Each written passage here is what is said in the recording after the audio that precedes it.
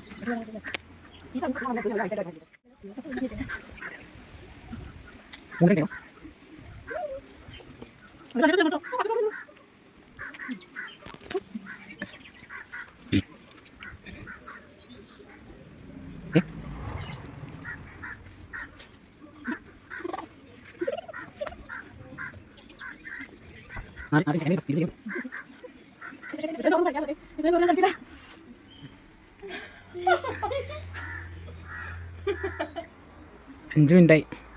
Stop.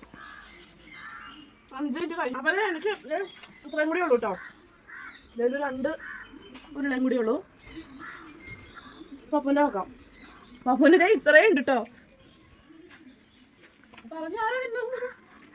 ഞാനാണ് പിന്നെ